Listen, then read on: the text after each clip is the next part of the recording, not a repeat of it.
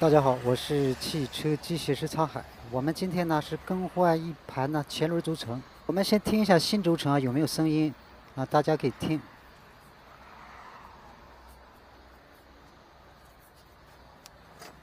啊，没有任何声音。我们再听一下旧轴承，大家仔细听。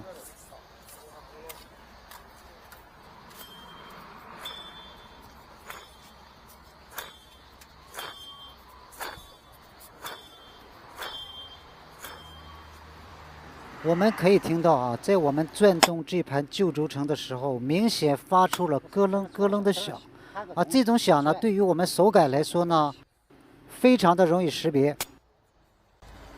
我们在检查底盘异响的时候啊，有一种异响就是车一行驶起来就会嗡嗡嗡的响，而这种响呢，通常情况下就是我们视频当中刚才拆下来这盘轴承呢，我们转动的时候它发出的那种咯噔咯噔的响啊，连续了以后呢，它就会产生一种嗡嗡嗡的响。这是台宝骏的730，这盘轴承呢，在我们没有更换的时候我们检查它这个故障的时候，我们是把车呢给架起来的，架起一面的车轮，之后呢挂上4档或者是5档呢，让它空转。这时候我们就会发现呢，这个左前轮的异响非常的严重啊，就是轮子转的越快，它的嗡嗡响的频率呢就会越高啊。因为这台车呢是前驱的，所以说我们在架起车轮的时候，就前2个轮子随便架起一个车轮呢，我们挂上档呢，它都会旋转。有的朋友说呢，如果检查后轮，就是没有驱动的那种驱动轮，我们该如何检查呢？其实那种轮子的轴承呢，是否损坏，我们检查呢会更简单、更安全。我们只要用架机把那个轮子架起来之后用手转动，用手去感应它这个轮子轴承的一些震动如果稍微有些不对劲呢，我们用手呢是足可以感觉得出来。视频当中的这台车子这位车主呢开车是非常的猛非常的激进他在1年半之前呢，他损坏了右面的悬挂半轴呢也打弯掉了，之后呢轴承也更换了，维修就是在我们这里维修的。但是呢，由于他最近呢发现这个轮子轴承呢又嗡嗡的响他以为半轴或者轴承又出现了问题，他严重怀疑我们给他更换的部件呢又损坏掉了。来了之后呢，他没好意思说只是让我们给他检查一下什么异响。其实这位车主呢，他也是搞机械的，他也明白一定是轴承或者是半轴出现了问题就是因为我们比较熟，所以说他不好意思说出口在他的耳朵里呢，他怎么听这个异响也是在右前轮，就是1年半之前我们更换的那盘轴承说是那个轮子出现了问题但是当我一试车的时候，我就发现一定是左前轮。为啥呢？可能是有的朋友不相信像我们试车试久了，我们屁股坐在这个座椅上，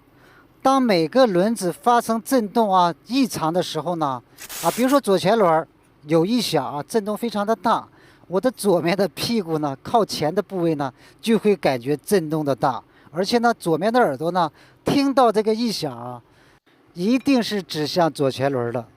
基本可以说呢是8、9不离10。你要说100%，那是吹那是不可能的。但是基本上是8、9不离10。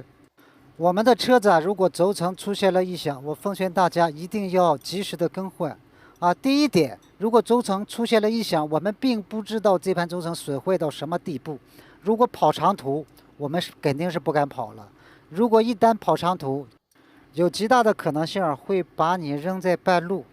即使你不跑长途，你坏在我们本地上下班的路上那也是非常的难堪。因为像这种轴承损坏基本在原地呢是很难更换的，一般情况下都是派车拖到汽修厂或者是 4S 店维修站各方面的，所以说花费比较大如果出现异响呢，奉劝大家直接上汽修厂，还是上 4S 店，还是上最近的维修部就地更换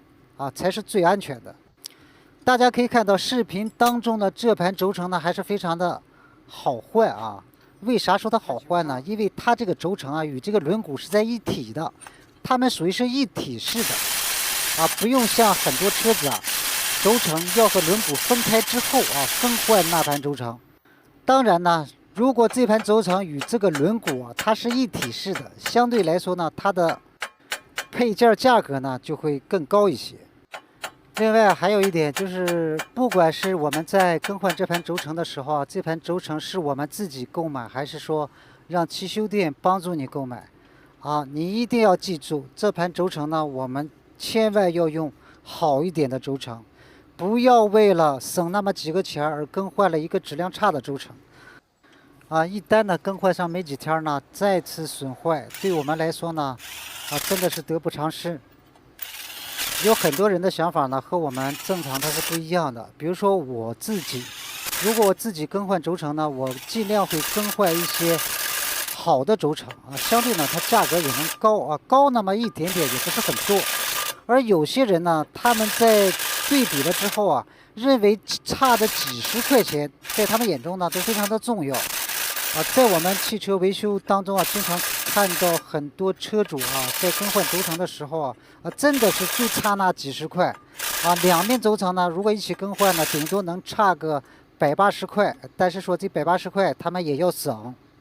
对这种车主呢，我真的是难以理解。好了，谢谢大家，我是汽车机械师沧海，我们今天就说到这里。